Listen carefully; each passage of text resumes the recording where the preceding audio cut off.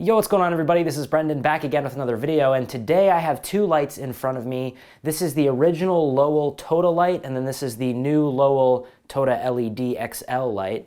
So the original Lowel Tota is a light that I basically learned how to light film sets on back in film school. This was the workhorse light, along with another light that I did a review on a few years ago, the Lowel DP light.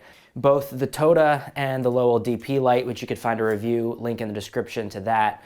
Both of these are tungsten open-faced floodlights, and so they don't have a lot of nuance to them. So right as you're learning to light, you're just figuring out how bright it should be, where you should put it, that kind of thing. It lends itself to just creating big soft sources. So whether you're bouncing the light off the ceiling or bouncing the light into a big beadboard or shining it through a big diffusion, you're creating just big, bright, soft light, which always looks good no matter where it's coming from. As long as you get the exposure right, then you're pretty much good to go. So this is a really good light to learn how to light film sets on and to learn how to light movies. So this is where it started. This is a throwback for me. I went out, I rented this today because I don't own one, and I'm doing a review of the LED counterpart, brand new modern technology from Lowel. This is their new Lowel LED XL light, and this is basically their replacement for the original tungsten. You know, everything in the industry these days is going towards LED, and I think that makes a lot of sense. I love using LED. I don't really use tungsten anymore unless it's something like a Source 4, and the only other non-LED lights that I use these days are HMIs. So basically everything for me is LED these days. So yeah, today's review is going to be on this light and kind of comparing it to the old school Lowel Tota light. There's already a few reviews out on YouTube of this light, but none of them have shown it side by side to the original classic. So I'm excited to be showing you guys a side-by-side comparison of these two lights and kind of talking about why Lowel decided to make an LED. So disclaimer, Lowel sent this to me for review, so I didn't purchase this myself, but I'm going to try to be as unbiased as possible in this review. I hope you guys will recognize and appreciate that. But the first thing, my first reaction when I got this in the mail, I was very pleasantly surprised how good the build quality was. Most of it is all metal construction. The only thing that's plastic that I wish were metal is the little yoke here. I guess you could call it a yoke. This little joint that you use to bend the light over, that's plastic. It seems like pretty durable plastic, and I'm sure it'll hold up for a very, very long time, but I would have liked to see that metal. The sort of Mayfer clamp type thing that holds the ballast onto your light stand, you don't have to use that. You can also hang it from this strap that's included, but that's also plastic. So I would have loved to see a more traditional like full metal Mayfer clamp. Of course, that would have increased the price of this a lot, but I get it. They're trying to keep costs down, and it's clearly durable enough. You don't need a lot of pressure on this clamp to hold it tight, and it actually has this really nice like rubber feel on the inside, which keeps it really good grip on the light stand. So I don't foresee any problems, but I did want to mention that. So one thing that I was kind of like really stupidly nerdily excited about was the barn doors that they have built into this. So the barn doors can completely close, so you can completely block out the light, which is nice. It being an open-faced floodlight, these lights are really hard to control the spill off the edges, so it's really nice having full coverage on those barn doors compared to the original Tota. This is as much as I can close the barn doors. They don't actually close over the light. They open, which doesn't do much honestly, and then they only close to about like 45 degrees. So as far as control here, usually what we would do in the past is we'd just wrap it in black foil, black wrap, or cinefoil. So that's really the way you would control that instead of using barn doors.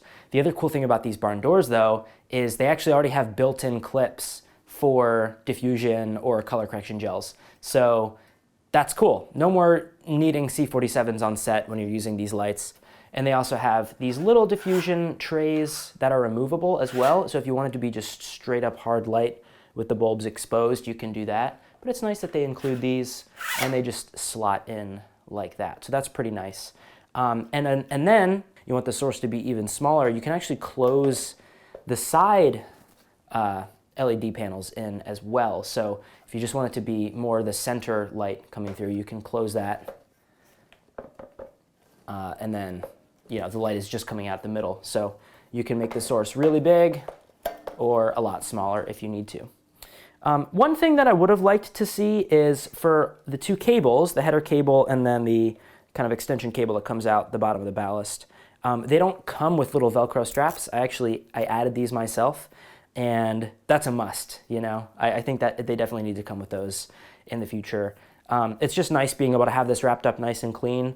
As far as the other cable, I was really pleasantly surprised to see how long this thing is. I haven't measured it, but it seems like it's about 15 or 20 feet. It's quite long. Usually these cables they give you are like 6 to 10 feet and that's it. So it was really nice to see a nice long cable there. Again, I added a Velcro strap to that one as well. The only other thing that would have been cool to see on the new Tota LED that the original Tota has is an umbrella mount. So on the original Tota, I'll give you a close-up shot of this, but right here they have a hole for an umbrella mount so you can put an umbrella in front of it, whereas there's no hole over here, so you can't add an umbrella. The intention clearly is to be using the barn doors with gels and not to be using an umbrella. Umbrella is more like an old school photography technique, not really cinematography, so I get it. But it would have been nice to see as kind of a throwback to the original. I personally like to use umbrellas because they flip out so easily. In fact, I'll grab one to show you how it works on the original. So this is just a little compact umbrella. In some ways, it's nicer than using a softbox because you know how compact it is. You can pack it up in your backpack, and then to deploy it is just like wicked fast, and it creates a real big soft source. I can mount it in here.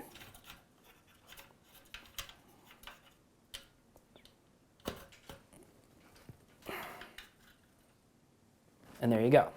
So then I have a really big soft source for this, which is quite nice. So if I spin that around, you know, so that it would have been nice to have something like that on the LED as well, just to make it like super fast and easy to deploy a big soft source that just attaches right to that. That would have been pretty cool. So Low, if you're watching this, maybe think about maybe adding something on the bottom here. I think that'd be pretty cool. Maybe like on the top. I don't know. Engineers, think about it. Decide what you will. But yeah, that's the last thing I kind of wanted to mention as far as that goes. So another thing is, as you can see, the form factor is quite different. The new Lowel is a lot larger than the original. The original is just one filament bulb in the middle with a metal housing and some circuitry in the back. It's really simple, really bare bones. This obviously has a lot more going on. The other thing is this is only daylight, whereas the original Lowel is obviously a tungsten filament bulb, so it's only tungsten. I really am really happy that they decided to do that. It's a trend among like prosumer level lights, and I would consider this a professional level light, not a prosumer level light. A trend among prosumer level lights is they love advertising, oh, it's a bicolor LED panel. And I don't know, personally, I kind of hate bicolor LED panels because you get half of the output. Say it's a 500 bulb panel, half of those are daylight, half of those are tungsten. So if you want a daylight light, then you only have 250 bulbs. So you're only really getting 50% of the potential output of the unit. Whereas most of the time I need daylight, I don't need tungsten as often. So I'd rather get the full output in daylight, and then if I want tungsten, I'll throw a tungsten gel in front of it, and then the tungsten gel takes away some of the intensity, but I need more output when I'm shooting daylight anyways. So I'm really happy that they did that, and that's one thing I wanted to note as well. This light, you can literally take the ballast off. Well, first I can unplug it from the wall. So it's not getting power from the wall anymore. I take it off the light stand, and then I can use this strap once I get it off the light stand. I can hang this strap from my shoulder. I can take the light off of the stand, and now I'm operating as a mobile light unit. So I can turn this light on, which the switch is on the bottom. Yeah, it's that bright. It's that bright. So I think the last thing to do here is to compare both of these lights side by side in terms of before and after, how bright they can get. So the first thing I'm going to do is I'm going to draw my blackout curtains closed on this one window that's key lighting me right now. I'm going to make the room even darker, and then I'm going to show you these two side by side. So let's do that. Okay, so that curtain is drawn, and I also dropped my ISO. So now I'm at ISO 640, and I'm at an f2. So I have one window over here that's still kind of lighting the back of the room, But if I use my light meter, where did I put my light meter? There it is. So I have a little old school light meter. This is what I would have used back in the day when I was lighting with this Tota. If I set this to 640 ISO, and then I take a reading of sort of the ambient from that window, just the ambient from the room, I get an f1.4. So we're reading an f1.4 is what this key light is from this window back here. So I can already tell you these lights are basically identical in output. It's just that one is tungsten and one is LED. But I want to prove that to you on camera right now. So what I'm going to do is just bounce them off the ceiling and get another ambient reading of each one individually. So I'm going to bend this one backwards and lift it up above my head a little bit, and then turn it on. Make sure it's at 100%.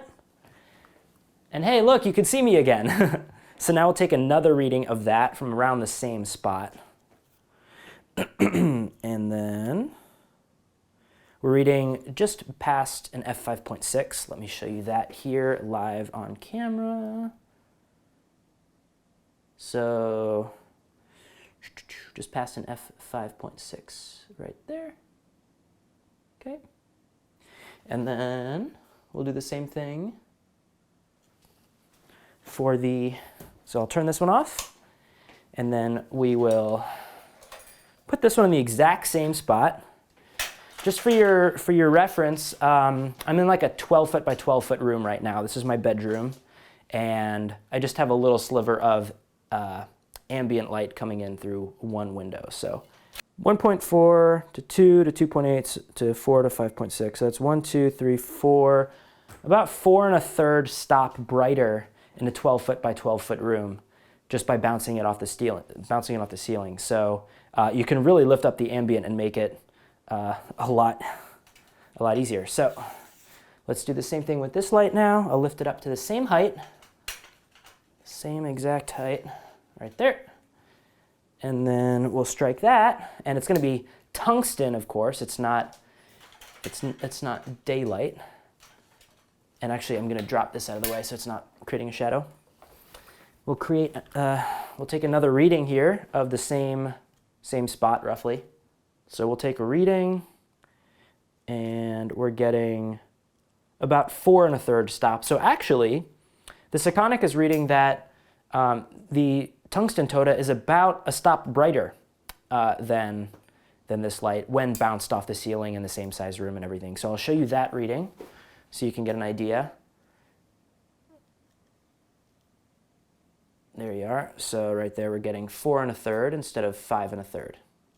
So I'm going to turn the other light back on again as our key light while I wrap out this video. You have to remember the Tota is going to get a lot hotter. It's making clicking noises right now because it's settling in, the bulb is crackling. It gets really hot. It draws 750 watts, whereas I don't know how many watts this is drawing, but it's something like probably 1/3 of that, or maybe even 1/4 of that.